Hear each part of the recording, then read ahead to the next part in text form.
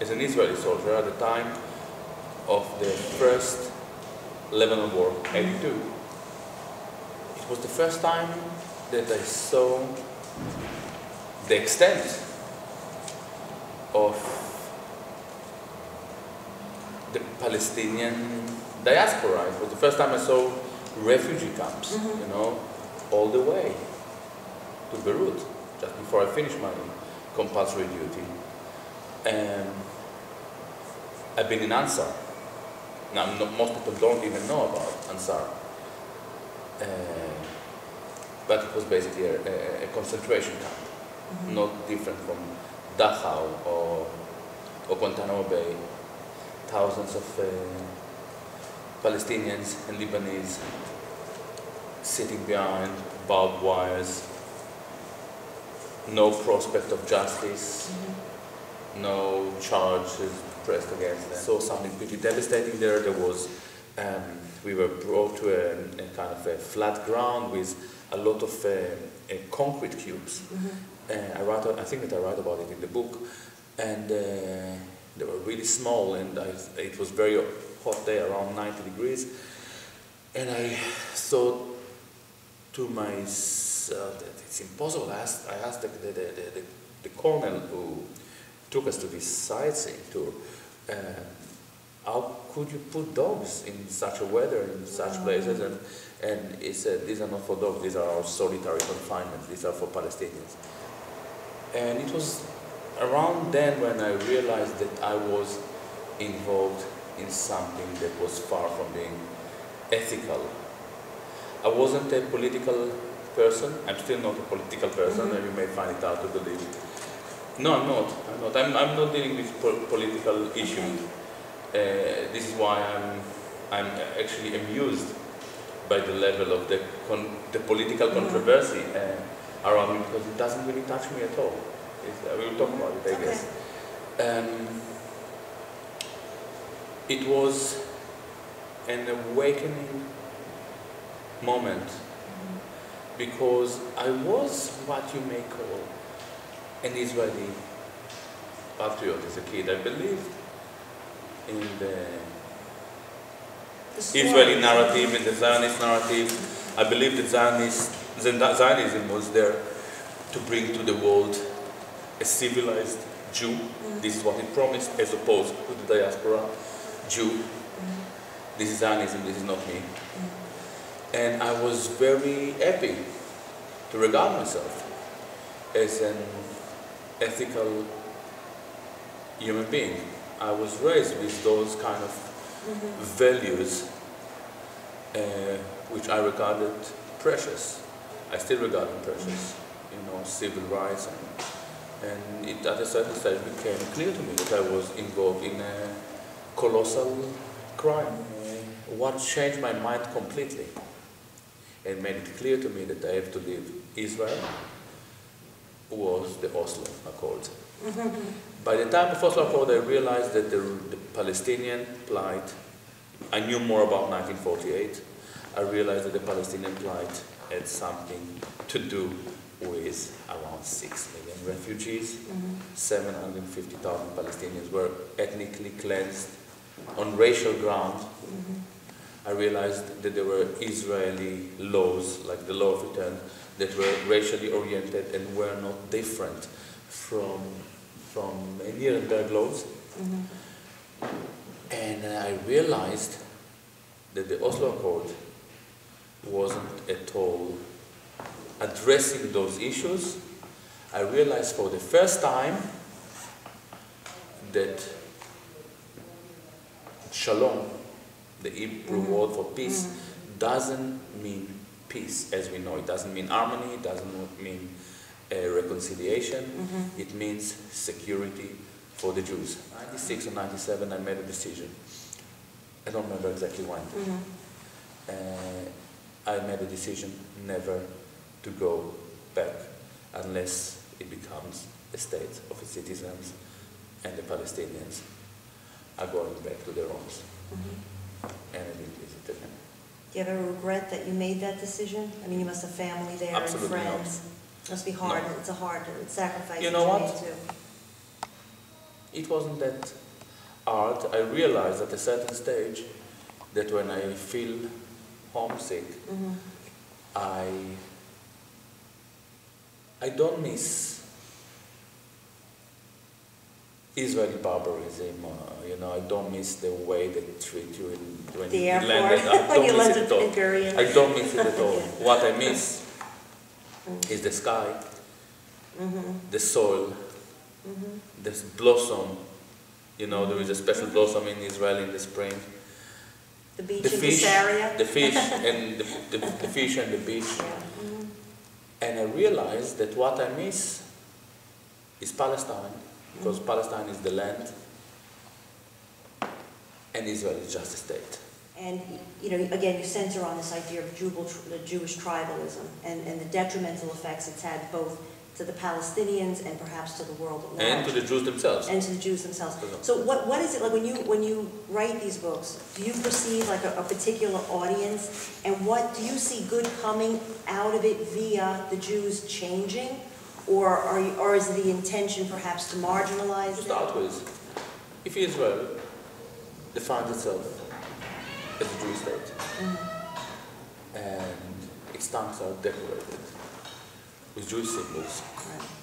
you and me and everyone else is entitled to ask, who are the Jews? What is Jewishness? What is Judaism? What is Zionism? What are the interrelationship between all those elements? This is a crucial question.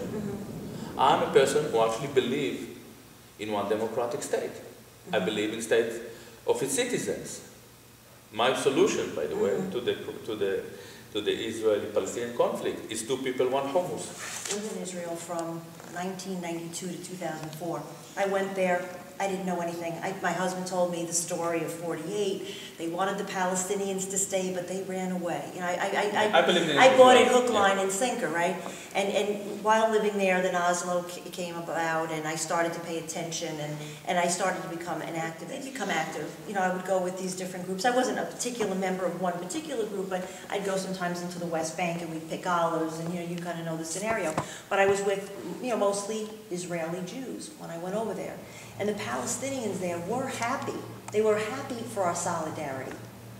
I'm just questioning if because I know you've been somewhat critical of Israelis when they are involved, and maybe you question their motives. Very important for us to have, I think, as many Jews as possible marching with us. Yes.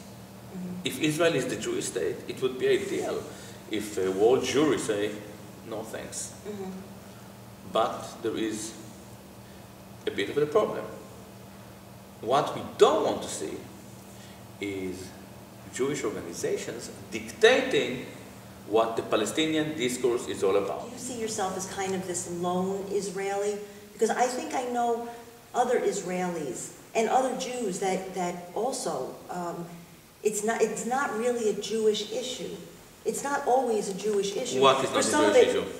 Just wanting to be in solidarity with the Palestinians. It's definitely not a Jewish issue. No, but I'm saying, like, for instance, if you say someone identifies as a Jew because they were born a Jew. No. And you know what I mean? But they still, you see that they have a voice. I don't have any problem with people. I'm not a Marxist, I'm not a leftist.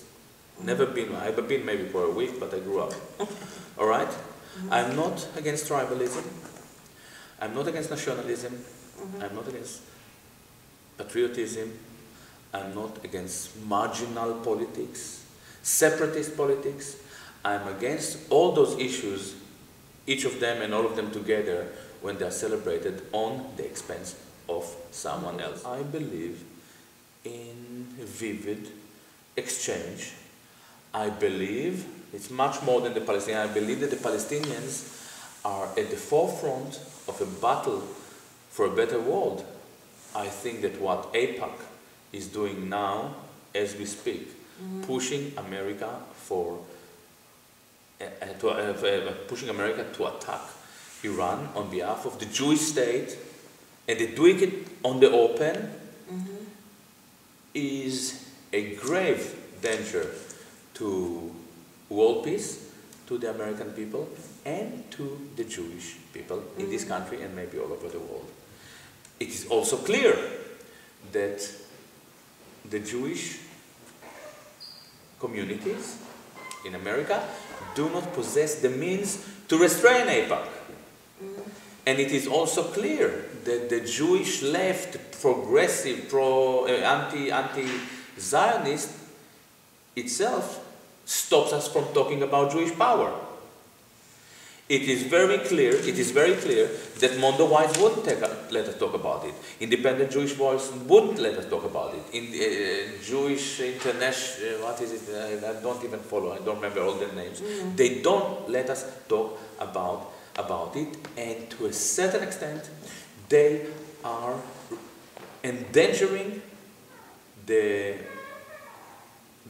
not just their own community, the entire world Jewry.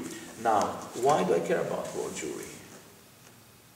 Because you care in humanity? Because I'm a humanist. I'm a humanist, A. B, I think that the worst thing that can happen to the Americans if they turn against the Jews. Look what happened to the Germans. They are tormented for 60 years. You don't want to be tormented. You don't want your kids to have this guilt. And more than anything else, it is the worst thing that can happen to the Palestinians. Rephrase, what would be the worst thing that happened? If there is a rise of a anti-Jewish feeling in America, where are those Jews going to go? They will go to Palestine. Situation in America, 2012 is not very different from Weimar Republic, late 1920s. Jews must start to self-reflect and ask themselves, why is it that every few generations they bring a disaster on themselves?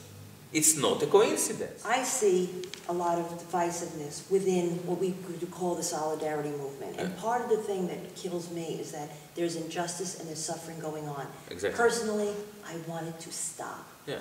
By any means that we can make it stop, I want it to stop. I'm with you. So sometimes instead and you seem to be someone who's also polarizes within the, within the Jewish thing. And I respect your right and your opinions, and I see a lot of truisms in what you say. But my wish is almost that somewhere at the top of this pyramid, we have one objective. And the objective is the Palestinians can't wait for us to argue our little, this one's a Jew like this, and this one's a Jew like that, and this one's a Christian. They need some kind of resolution so they can raise their kids in some kind, you know what I mean? So sometimes I say, can we just have one little thing that we can all say that's our one objective and try in our own ways to kind of reach that? Do they have time, in other words, for us to have this discourse? I'm in total agreement with you. Nobody could express it better than you did. I don't think that I myself or people who work with me and support me have ever suggested to expel anyone, to denounce anyone. We offer criticism that is extremely relevant to the understanding of the conflict that we are engaged in. We call a spade a spade. We call Israel is the Jewish state. We ask them, what do you mean by calling yourself a Jewish state? The Jewish independent voices in a secular organization, what do you mean? What do you mean? What might make you Jewish? Chicken soup is nice, but it's not a political argument. Are you going to liberate the Palestinians with chicken soup or with matzah balls? We ask questions. I do understand very well that what I'm doing dismantles the Jewish identity discourse, and I don't think that it's a bad thing. One of the most reasonable criticism against Gilad Atzmon, voiced by a Zionist, is that Gilad Atzmon has opened the Jewish question, raised it again. I did. Why?